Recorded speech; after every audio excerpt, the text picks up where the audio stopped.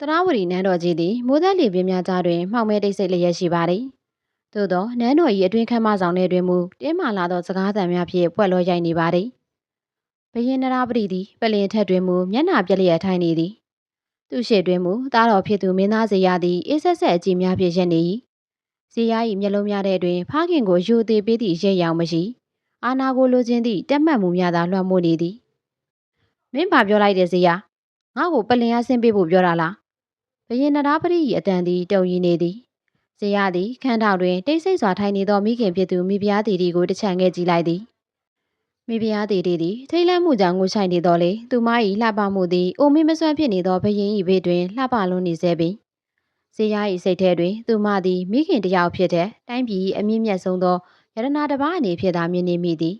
။ခမဲတော်အိုမင်းလာပြီနိုင်ငံရေးကိစ္စတွေကိုစီမံမှုမစွမ်းဆောင်နိုင်တော့ဘူး။နောက်ပြီးအနောက်ဆောင်ကအကြောင်းအရာတွေကလည်းမင်းကြီးရဲ့လက်ထဲမှာရှိနေတင်တာမဟုတ်ဘူး။ဇေယျ၏စကားသံကအိဆက်လွန်းသည်သူသည်ခါးကြားမှာအစိတ်လူထားသောခန်းကြားကိုဖြည့်ညှင်းစွာဆွဲထုတ်လိုက်သည်။မင်းငါ့ကိုလှုပ်ကြံရဲတယ်ပေါ့။ဘရင်ကအော်ဟစ်လိုက်သည်။ဇေယျသည်အနီးသို့တိုးကပ်လာသည်။လှုပ်ကြံတာမဟုတ်ဘူးခမဲတော်။တမိုင်းတစ်ခုကိုစတင်တာဒီနိုင်ငံမှာအာဏာရှိဆုံးသူကဘရင်ဖြစ်ရမယ်။ပြီးတော့အလှပဆုံးသောမိဖုရားကလည်းသူ့ဘေးမှာရှိနေရမယ်။မိဖုရားသေးသေးသည်ကြောက်လန့်တကြားထရက်လိုက်သည်။သားတော်ဒါဘာလုပ်တာလဲ။သားရဲ့အမိကို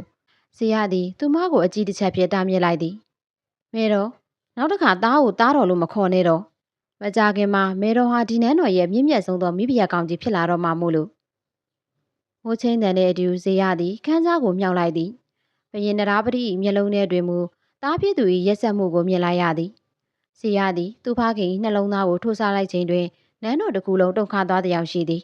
။နန်းတော်၏ပလင်ခမ်းမသည်တိတ်ဆိတ်လွန်း၍အသက်ရှူသံပင်ကြားနေရသည်။ဇေယျသည်သွေးစွန်းနေသောလက်ကိုပဝါဖြင့်တုပ်လိုက်ပြီးဘရင်နရပတိ၏အလောင်းကိုငေးကြည့်နေသည်။သူ၏မျက်လုံးများထဲတွင်ဝမ်းနည်းမှုဟု၍အစာအနှများမရှိ။သူသိသည်မှာသူသည်ယခုအခါတိုင်းပြည်တဦးတည်းသောအရှင်သခင်ဖြစ်လာပြီဟုသည့်အချက်ပင်အခန်းထောင်တွင်ရုပ်သွေးရုပ်ကဲ့သို့ထိုင်နေသောမိဖုရားတီတီစီသို့သူလျှောက်သွားလိုက်သည်။သူမ၏မျက်နှာသည်သွေးမရှိသကဲ့သို့ဖြူလျော့နေသည်။ဘာလို့ကြောက်နေတာလဲမဲတော်မဟုတ်ဘူးမိဖုရားဇေယျသည်သူမ၏မေးစေကိုကင်ကားမော့ခိုင်းလိုက်သည်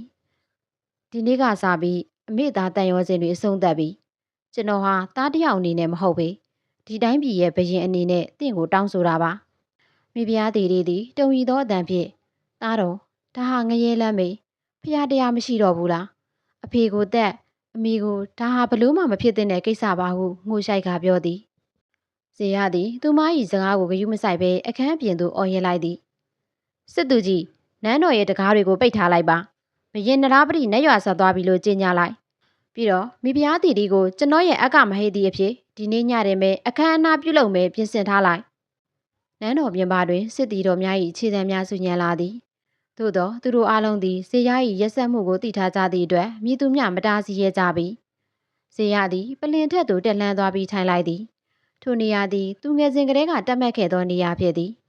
သို့သောဇေယျမသိလိုက်သည်မှာနန်းတော်၏လှုပ်ဝက်တကားမှတစေဤသတင်းစကားသည်တိုင်းပြည်၏တခြားတစ်ဖက်တွင်ရှိနေသောညီတော်အငယ်ဆုံးမင်းသားသူဓမ္မထံသို့ရောက်ရှိသွားပြီဆိုသည့်အချက်ပင်ဖြစ်သည်အကိုတော်လောက်ရက်တည်းအတွက်အဖြစ်ပေးရမယ့်အချိန်တန်ပြီဟုသူဓမ္မသည်နန်းတော်ကိုလှမ်းကြည့်ရင်ခါးကြားမှဓာတ်ကိုစုပ်ကိုင်းထားလိုက်သည်နန်းတော်အတွင်း၌ဇေယျသည်သူလိုချင်သောအာဏာကိုရရှိသွားပြီဟုထင်မှတ်နေချိန်မှပြီသူအတွက်အကြီးမားဆုံးအန္တရာယ်ကနန်းတော်ပြင်ဘက်မှလာနေပြီဖြစ်သည်နန်းတော်ကြီးရဲ့တကားမတွေကပြင်းထန်တဲ့အရှိန်နဲ့ပွင့်ထွက်သွားပြီးတော့ညီတော်သူဓမ္မတယောက်သူ့ရဲ့တစ္ဆာကန်စစ်သည်တွေနဲ့အတူဒေါသတကြီးဝင်ရောက်လာပါသည်ညနေတကောင်ရဲ့အချိန်ဖြစ်တာကြောင့်နန်းတော်ရဲ့လေတူကအလွန်ကိုတင်းမာနေပါသည်ဇေယျတယောက်ပလင်ထက်မှအေးဆေးစွာထိုင်နေပြီးတော့သူ့ရဲ့အဖေမှာမိဖုရားတီတီကိုတင်းတင်းကြပ်ကြပ်ဆွဲကင်ထားပါသည်သူဓမ္မကသူ့ရဲ့လက်ထဲကဓာတ်ကိုမြောက်ကအကိုတော်ဖြစ်သူကိုတက်တက်ကြည့်ပြီးစိန်ခေါ်လိုက်ပါသည်အကိုတော်ခမဲတော်ကိုတက်ပြီးမဲတော်ကိုမိဖုရားမြောက်တဲ့ဒီလိုလုပ်ရမျိုးဟာမြမနန်းတွင်သမိုင်းမှာဘယ်တော့မှမရှိခဲ့ဘူးတဲ့မကြောက်ဝင်မနာတာဖြစ်ဆိုပါပဲဒီလိုအာဓမကျင့်သုံးတဲ့အာဏာကိုကျွန်တော်ဘယ်တော့မှလက်ခံမှာမဟုတ်ဘူးလို့သူဓမ္မကအော်ဟစ်လိုက်ပါသည်ဇေယျကတော့လှောင်ပြိုးတစ်ခုကိုပြုံးလိုက်ပြီးသူ့ရဲ့လက်ထဲကဝိုင်ခွက်ကိုဖြည်းဖြည်းချင်းမောတောက်လိုက်ပါတယ်။ညီတော်မင်းကငါရဲ့ပလင်ကိုလိုချင်လို့လာတိုက်တာဆိုရင်လှည့်စားပြီးစကားတွေမပြောပါနဲ့တော့။အာနာဆိုတာအားရှိတဲ့သူပဲပိုင်ဆိုင်ရတာဖြစ်ပြီးတော့မင်းရဲ့ခန်းစားချက်ကဘာမှအဓိပ္ပာယ်မရှိဘူးလို့ဇေယျကအေးဆက်ဆက်ပြန်ပြောလိုက်ပါတယ် နန်းတော်အတွင်းကမိတိုင်တွေဟာလေတိုက်ခတ်မှုကြောင့်တုတ်ခမ်းနေပြီးတော့နှစ်ဦးသားရဲ့စိတ်ထဲမှာလည်းအဆုံးစွန်ထိရန်ညိုးတွေပြည့်နေနေပါတယ်။သူဓမ္မကနောက်ထပ်မဆောင်ဆိုင်တော့ပဲသူ့ရဲ့စစ်တီတွေကိုချက်ပြလိုက်ပြီးတော့နန်းတော်ရဲ့ပလင်ခမ်းမထက်မှတိုက်ပွဲတစ်ခုစတင်တော့မလို့ဖြစ်လာပါတယ်။ဇေယျကလည်းသူ့ရဲ့လက်အောက်ခံအဆောင်တက်တွေကိုမိန်ပေးလိုက်ပြီးတော့အကိုနဲ့ညီကြားကသွေးစွန်းမဲ့အချိန်တွေရောက်ရှိလာပါတော့တယ်။နန်းတော်၏ပလင်ခမ်းမအတွင်းတွင်တမ်မဏီချင်းထိခိုက်တံများစစ်တီတို့၏အော်ဟစ်တံများနှင့်အတူသွေးညီနှံများစတင်ပြန့်နှံ့လာပါတယ်။သူဓမ္မ၏ဓာကြံများသည်လျင်မြန်ပြင်းထန်သောလေဇေယျသည်ပလင်၏အကာအကွယ်နောက်တွင်ခိုးအောင်ရင်သူ၏တစ္ဆာခံတံများကိုအမိန်ပေးကခုခံနေပါသည်။ဤသို့သောအသက်တည်ဆုံးမှုများသွေးစွန်းမှုများကိုကြည့်ရှုနေရသောမိဖုရားတီတီမှမူစိတ်ပိုင်းဆိုင်ရာပြုလဲလူနေပါဖြစ်နေပါပြီ။သူမသည်တားဖြစ်သူဇေယျ၏ရက်ဆက်သောမျက်လုံးများကိုကြည့်ရင်တိုင်းပြည်ဘရင်မတစ်ပါးအနေဖြင့်ရောမိခင်တယောက်အနေဖြင့်ပါညီတို့မှတိခံ၍မရတော့ကြောင်းကိုသိရှိလိုက်ရပါတယ်။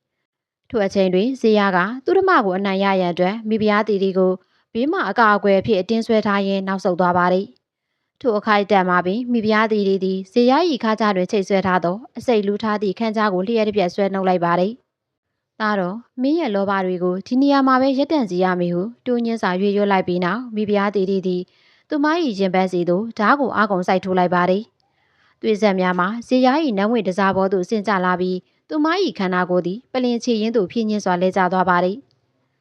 မိခင်ဖြစ်သူ၏ရုတ်တရက်အဆုံးစီရင်လိုက်မှုကိုမြင်လိုက်ရသောအခါဇေယျ၏မျက်လုံးများပြုကျဲသွားပြီးခိတ္တမြငိုင်းတွေသွားပါတယ်။သူဓမ္မသည်လည်းဤမြင်ကွင်းကိုမြင်သောအခါဒေါသနှင့်ဝမ်းနည်းမှုတို့ရောထွေးနေသောအော်ရည်တန်ကိုထုတ်လွှင့်လိုက်ပါတယ်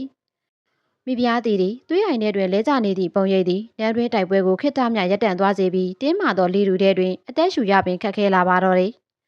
ဇေယျသည်မိခင်၏အသက်မဲ့နေသည့်ခန္ဓာကိုယ်ကိုကြည့်ရင်နှောင်တရခြင်းတက်မိမိ၏အာဏာကိုမြည်သူကားမှမသိမ်းယူနိုင်စေရန်အတွက်ပုံမူယူသွစွာတိုက်ခိုက်ရန်ပြင်ဆင်လာပါတော့တယ်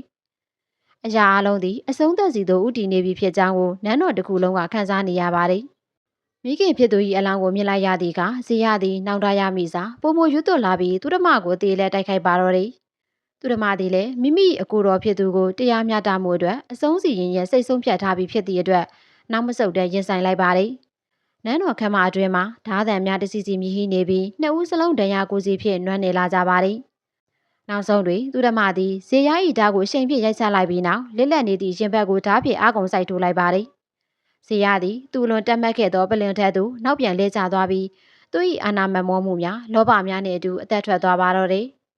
သူဓမ္မသည်ပလင်တွင်လဲကျနေသည့်အကိုတော်၏အလောင်းသည်ပလင်ချီရင်တွင်သွေးအိုင်ထဲ၌လဲကျနေသည့်မိခင်၏အလောင်းကိုကြည့်ရင်မျက်ရည်များကျဆင်းလာပါသည်။သူသည်ပလင်ထက်သို့တက်လန်းရန်ညှင်းဆန်လိုက်ပြီးနန်းတော်၏လှုပ်ဝက်တကားမှတစဉ်တယောက်တည်းထွက်သွားပါတော့တယ်။နောက်ရက်များတွင်နန်းတော်၌အာဏာယူသွမှုကြောင့်ဖြစ်ပေါ်လာသည့်ရှုပ်တော်ပုံများသွေးစွန်းမှုများကိုပြည်သူများကသိရှိသွားကြပါသည်။သူဓမ္မသည်ထင်းနှန်းကိုမယူဘဲတောရွာတစ်ခုတွင်ဘဝကိုအေးချမ်းစွာဖျက်ဆီးသွားခဲ့ပြီးဇေယျ၏ရက်ဆက်သောအုပ်ချုပ်မှုနှင့်အာဓမပြုလုပ်ခဲ့သောဇလံများသည်နောင်လာနောင်သားများအတွက်အာဏာထက်လူကျင်ဝဲကပုံမကြီးမြတ်ကြောင်းသတိပေးသည့်တမိုင်းမှတ်တမ်းတစ်ခုအဖြစ်သာကြံ့ရစ်ခဲ့ပါတော့တယ်။